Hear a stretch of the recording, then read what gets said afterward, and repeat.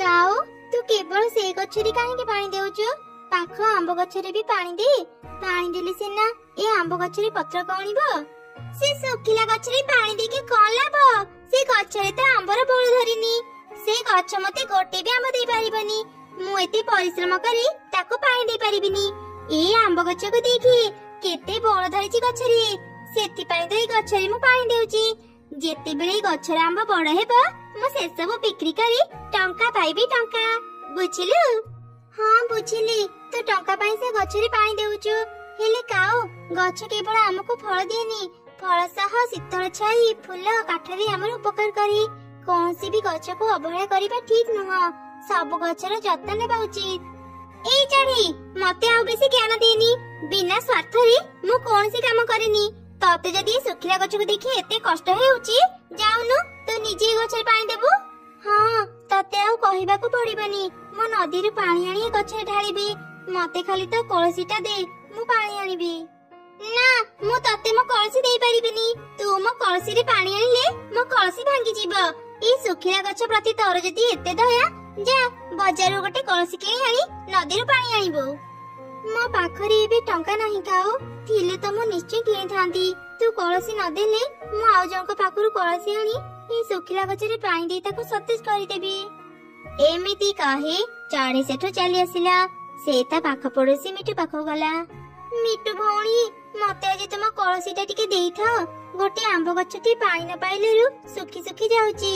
ମୁଁ ସେ ଗଛ ମୂଳରେ ପାଣି ଢାଳି ତୁମକୁ ତୁମ କଳସୀ ଫେରେଇ ଦେବି। ତୋ କଥା ମୁଁ ବୁଝିଲି ଯେ, ହେଲେ ଚଢ଼େଇ, ମୋ କଳସୀ ଭାଙ୍ଗି ଯାଇଛି। ବିଶ୍ୱାସ ନହେଲେ ତୁ ଘର ଭିତରକୁ ଆସି ଦେଖି ଯା। ନା ନା ମିଟୁ ଭଉଣୀ, ଦେଖିବାକୁ ପଡିବନି। ମୋର ତୁମ କଥା ଉପରେ ପୁରା ବିଶ୍ୱାସ ଅଛି। ତାପରେ ମା ଚଢ଼େଇ ମିଟୁ ଘରୁ ଚାଲି ଆସିଲା। ସେ ଦିନ ସେ ଅନେକ ଚେଷ୍ଟା କଲା, ହେଲେ ସେ କୋଉଠି ବି କଳସୀ ପାଇଲାନି। ଶେଷରେ ସେ ନିଜ ଘରକୁ ଫେରି ଆସିଲା। ସେତେବେଳେ ସେ ଦେଖିଲା, ମା ଦେଖ, ମୋ ମାଟିରେ କେତେ ସୁନ୍ଦର ଖେଳନା ତିଆରି କରିଛି। ଆରେ ସତରେ ତ, ମୋ ଝିଅ ମାଟିରେ କେତେ ସୁନ୍ଦର ସୁନ୍ଦର ଖେଳନା ତିଆରି କରିଛି। ଆଚ୍ଛା ମା, ତୁ ଖେଳନା ତିଆରି କରିବା ପାଇଁ ଏ ମାଟି କୋଉଠୁ ଆଣିଲୁ? ମା, କିଛି ଦୂରରେ ଏକ ଖାଲ ଅଛି, ମୁଁ ସେଇଠୁ ଏ ମାଟି ଆଣିଛି।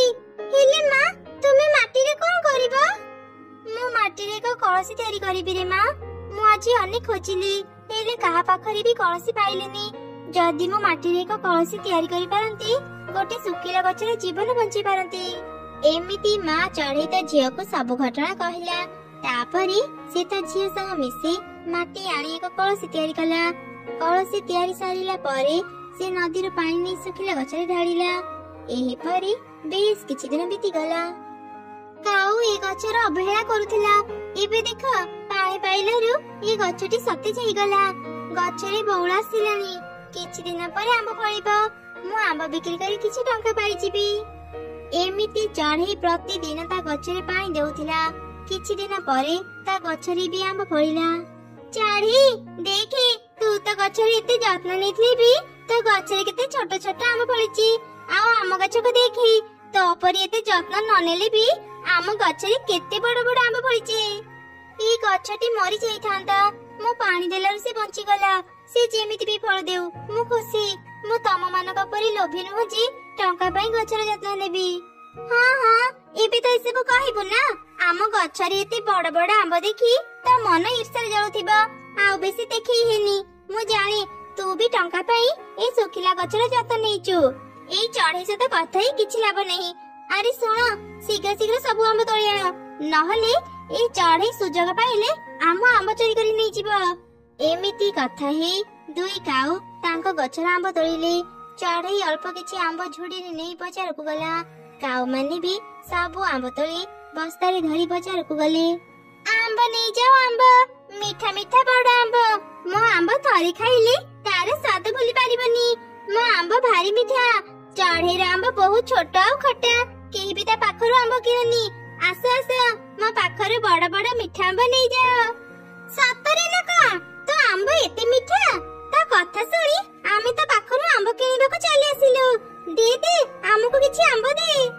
ତାପରେ କାଉ ସମସ୍ତଙ୍କୁ ଆମ୍ବ ଦେଲା। ସବୁ ଚଢ଼େଇ ଆମ୍ବ କିଣି ଘରକୁ ଗଲେ। ଚଢ଼େଇ, ତୁ ଛୋଟ ଛୋଟ ଆମ୍ବ ଆଣି ଭୁଲ କରିଦେଲୁ। ସମସ୍ତେ ବଡ ଆମ୍ବ ସମସ୍ତେ କେମିତି ମୋ ପାଖରୁ ଆମ୍ବ କିଣି ନେଲେ? କାଉ, ମୋ ପାଇଁ ତୁ ଏତେ ଚିନ୍ତା କରନି। ତୁ ବଡ ବଡ ଆମ୍ବ ଅଧିକ ଦାମରେ ବିକ୍ରି କରୁଛୁ, ମୁଁ ମୋ ଛୋଟ ଛୋଟ ଆମ୍ବ ଅଳ୍ପ ଦାମରେ ବିକ୍ରି କରିବି। କମ ଟଙ୍କା ପାଇଲେ ବି ମୋର ଦୁଃଖ ନାହିଁ। କାଉ ଆଉ ଚଢେଇ ଏପରି କଥା ହେବା ସମୟରେ ଯୋଉ ଚଢେଇ ମାନେ କାଉ ପାଖରୁ ଆମ୍ବ ନେଇଥିଲେ ସେମାନେ ପୁଣି ଥରେ କାଉ ପାଖକୁ ଆସିଲେ। ଆରେ, ତମେ ମାନେ ମୋ ପାଖକୁ ପୁଣି ଆସିଲ? ମୋ ଆମ୍ବ ଭାରି ମିଠା ଲାଗିଥିବ ନା, ସେଥିପାଇଁ ପୁଣି ଥରେ ଆମ୍ବ କିଣିବାକୁ ଆସିଛ? ତ ଆମ୍ବ ଆମେ ତତେ ଫେରେଇବାକୁ ଆସିଛୁ। ଏଇ ନେ, ରକ୍ତ ଖଟା ଆମ୍ବ, ଆମକୁ ଆମ ଟଙ୍କା ଫେରେଇ ଦେ। ମିଛ କହି ଖଟା ଆମ୍ବକୁ ମିଠା ଆମ୍ବ କହି ଆମକୁ ବିକ୍ରି କରୁଛୁ? ମାର, ସମସ୍ତେ କାଉକୁ ମାର। ତାପରେ ସମସ୍ତେ କାଉ ପାଖରୁ ନିଜେ ନିଜେ ଟଙ୍କା ନେଇ ତାକୁ ପିଟି ପିଟି ବଜାରରୁ ବାହାର କରିଦେଲେ। କାଉ ମନ ଦୁଃଖରେ ନିଜ ଘରକୁ ଫେରିଗଲା। ତାପରେ ସମସ୍ତେ ଚଢେଇ ପାଖକୁ ଗଲେ। ଚଢେଇ, ତ ଆମ୍ବ କେମିତି? କାଉ ନିଜ ଆମ୍ବ ବିକ୍ରି କରିବା ପାଇଁ ତ ଆମ୍ବକୁ ଖଟା କହୁଥିଲା। ତା କଥାକୁ ବିଶ୍ୱାସ କରି ଆମେ ତା ପାଖରୁ ଆମ୍ବ କିଣିଥିଲୁ। ଏବେ ଲାଗୁଛି ସେ ନିଜ ଆମ୍ବ ବିକ୍ରି କରିବା ପାଇଁ ତ ନାଁରେ ମିଛ କହିଥିଲା। ମୁଁ ଗଛରୁ ପାରି ଏ ଆମ୍ବ ସବୁ ଧରି ବଜାରକୁ ଚାଲି ଆସିଛି। ମୋ ଆମ୍ବ ଖଟା କି ମିଠା ମୁଁ ଜାଣିନି। ଆଗ ମୋ ଆମ୍ବ ଖାଇ ଦେଖ, ତାପରେ ମୋଠୁ ଆମ୍ବ କିଣିବ। ଆରେ ବା ଚଢେଇ, ତ ଆମ୍ବ ତ ଭାରି ମିଠା, ହେଲେ ତୁ ଏତେ କମ ଆମ୍ବ କାହିଁକି ଆଣିଛୁ? ମୁଁ ଆଜି ପ୍ରଥମ ବଜାରକୁ ଆସିଛି, ସେଥିପାଇଁ କମ ଆମ୍ବ ଆଣିଛି। ଭାବିଥିଲି ଆମ୍ବ ବିକ୍ରି ହେଲେ କାଲି ଅଧିକ ଆମ୍ବ ଆଣିବି। ତତେ ଆଉ କଷ୍ଟ କରି ଆମ୍ବ ଆଣିବାକୁ ପଡିବନି, ଆମକୁ ତ ଠିକଣା ଦେଇଦେ, ଆମେ ତ ଘରକୁ ଯାଇ ଆମ୍ବ ନେଇ ଆସିବୁ। ଏତେ ମିଠା ଆମ୍ବ କିଏ କଣ ଛାଡି ପାରିବ? ଦେ ଦେ, ଆଜି ଆମକୁ ତୋର ସବୁ ଆମ୍ବ ଦେଇଦେ। ତାପରେ ସମସ୍ତେ ଚଢେଇଠୁ ସବୁ ଆମ୍ବ କିଣି ନେଇ ଚାଲିଗଲେ। ଚଢେଇରେ ଭଲ ଟଙ୍କା ରୋଜଗାର ହେଲା। ଏସବୁ ଦୂରରୁ କାଉ ବି ଦେଖୁଥିଲା। ସେ ଖୁବ ରାଗିଗଲା ଆଉ ନିଜ ଘରକୁ ଫେରି ଆସିଲା। ଆରେ କଣ ହେଲା, ତୁ ଏମିତି ରାଗି କରି କାହିଁକି ଘରକୁ ଫେରିଲୁ? କାଉ ତା ସ୍ୱାମୀକୁ ସବୁ ଘଟଣା କହିଲା। ତୁ ଚିନ୍ତା କରନି, ସେ ଚଢେଇର ଆମ୍ବ ଗଛକୁ ଆମେ ନିଜର କରିନେବା। ହେଲେ ସେ ଚଢେଇ ବଞ୍ଚିଥିବା ଯାଏଁ ଆମେ ତା ଗଛକୁ ନେଇ ପାରିବାନି। ଯେମିତି ବି ହେଉ ସେ ଚଢେଇକୁ ମାରିବାକୁ ହେବ।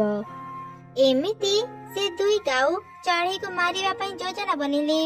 ସେପଟେ ଚଢେଇ ଛୁଆ କିଛି ଆମ୍ବ ଖାଇସାରିଲା ପରେ ତା ମାକୁ କହିଲା, ମା, ସତରେ ଏ ଆମ୍ବ ଭାରି ମିଠା, ମତେ ଆଉ କିଛି ଆମ୍ବ ଦିଅ ନା, ମୁଁ ମୋ ସାଙ୍ଗ ପାଇଁ ନେବି। ତାପରେ ଚଢେଇ ଛୁଆ କିଛି ଆମ୍ବ ନେଇ ତା ସାଙ୍ଗକୁ ଦେଲା। ସେ ଘରକୁ ଫେରିବା ସମୟରେ ଦୁଇ କାଉ ତାକୁ ଦେଖିଲେ। ଆରେ ଦେଖ ଦେଖ, ସେପଟେ ସେ ଚଢେଇ ଛୁଆ କୁନି ତା ଘରକୁ ଯାଉଛି। ତୁ ବିଷ ମିଶେଇଥିବା ଏ ଖିଚୁଡି ତାକୁ ଦେଇଦେ। ମା ଝିଅ ବିଷ ମିଶା ଖିଚୁଡି ଖାଇ ମରିଗଲେ ତାଙ୍କ ଘର ଆଉ ତାଙ୍କର ଗଛ ଆମର ହେଇଯିବ। କୁନି, ଏ କୁନି, ମୋ କଥା ଟିକେ ଶୁଣିଲୁ ମା?